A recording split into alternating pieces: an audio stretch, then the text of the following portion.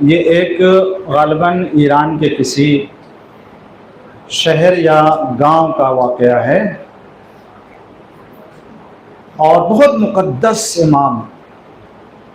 اور متقی پرہیزگار واقعاً تدین، روزانہ 5 وقت کی نماز جماعت سے مومنین پڑھتے، ان پر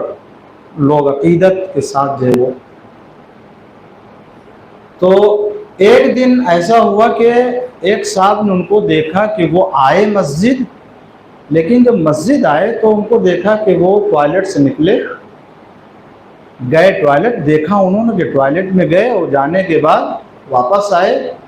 واپس آ کے سیدھے مصلی پر چلے گئے اور نماز پڑھایا۔ اب جس انسان نے دیکھا تھا کہ وہ تو سیدھے آئے ٹوائلٹ میں گئے، وہاں سے نکل کے مصلی پر آئے، وضو تو کیے نہیں۔ اب ان کے دل میں بے چینی، اب تک تو میں اتنا مقدس سمجھتا تھا، متقی پرہیزگار، بغیر وضو کے نماز، یہ اتنے مومنین کی جماعت، مسئلہ آج کا نہیں ہے، اس کا مطلب ہے کہ یہ ہمیشہ بغیر وضو کے نماز پڑھا رہے ہیں۔ اب ان کے دل میں بے چینی، انہوں نے اپنے کسی قریبی شخص سے بتایا، جناب پتہ ہے میں نے اپنی آنکھوں سے دیکھا ہے کہ یہ آئے، باہر سے آنے کے بعد اپنے آپ کو لے گئے ٹوائلٹ میں گئے، وہاں سے واپس میں نے دیکھا کہ انہوں نے وضو نہیں کیا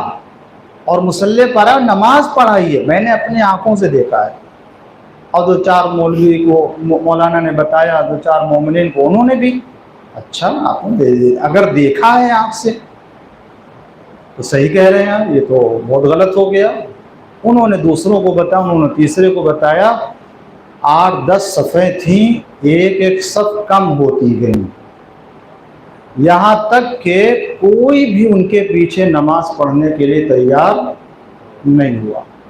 نتیجے میں جب انہوں نے دیکھا یہ صورتحال تو مسجد چھوڑ دی کہ راز کیا ہے، کیا معلوم کیوں مومنین اس طرح سے۔ اچھا کوئی جا نہیں رہا پوچھنے کے لیے، نہ دریافت کر رہا ہے، جس کو جو خبر ہو رہی ہے وہ اسی بدگمانی کے اوپر کہ مولانا بغیر وضو کے نماز پڑھاتے رہے ہیں۔ نتیجہ کیا ہوا،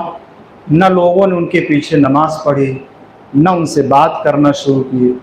اعتماد ختم ہو گیا، بیچارے وہاں سے نکل گئے، عراق گئے، وہاں کسی شہر میں نجف میں یا کربلا میں قیام کیا اور وہیں زندگی گزارتے رہے،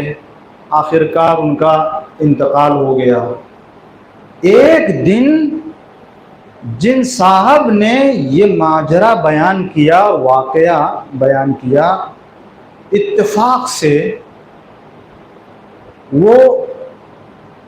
آ رہے تھے باہر سے ہاسپٹل سے،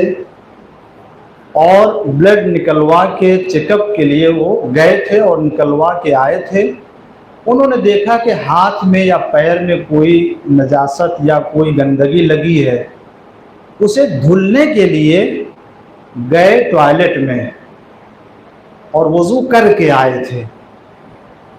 اندر گئے، جانے کے بعد انہوں نے دھلا، دھلنے کے بعد واپس سیدھے پھر مسجد میں آ گئے اور انہوں نے نماز پڑھی۔ اب جب نماز پڑھی تو ان کے دماغ میں وہ فوراً بات آئی کہ ایک دن یہی کیفیت مولانا کے ساتھ بھی ہوئی تھی، کہ میں نے دیکھا تو تھا کہ وہ باہر سے آئے، ٹوائلٹ میں گئے اور واپس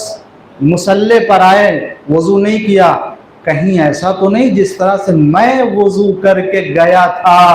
اور واپس آ کے میں نماز پڑھ رہا ہوں، اس مولوی نے بھی، امام جماعت نے بھی شاید وضو کر لیا ہو اور انہیں وضو کی ضرورت نہ پڑی ہو، اور میں نے صرف گمان کی بنا پر لوگوں کے سامنے ان کی صورتحال کو بیان کی۔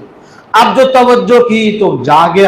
بیدار ہوئے، مگر دیر ہو چکی تھی، پتہ لگایا کہاں ہے نہیں معلوم، شہر سے باہر نکل گئے، تلاش کیا وہاں بھی نہیں، پتہ چلا کہ اس مومن کا دنیا سے انتقال ہو گیا اور وہ رحلت کر گیا۔ اتنا افسوس کیا۔ مگر عزیزو بتائیے ایک مومن کے بارے میں ایسی بدگمانی کہ جو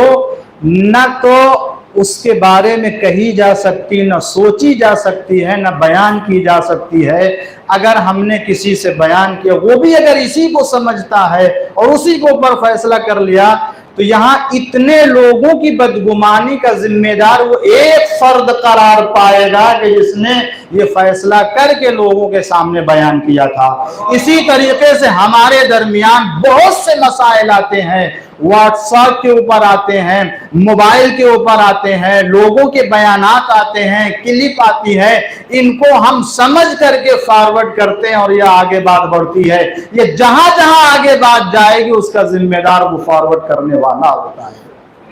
لہذا کتنے اختلافات ہیں اور کتنی برائیاں ہیں، کتنی دشمنیاں ہیں کہ جو ہمارے اور آپ کے درمیان صرف اور صرف بدگمانی کی بنا پر ہے۔ لہذا ہم صاحب معاملہ سے کم اس چیز کے بارے میں دریافت تو کر لیں کہ جس کے بارے میں یہ باتیں کہی جا رہی ہیں۔ کوئی بھی ہو، گھر کا فرد ہے،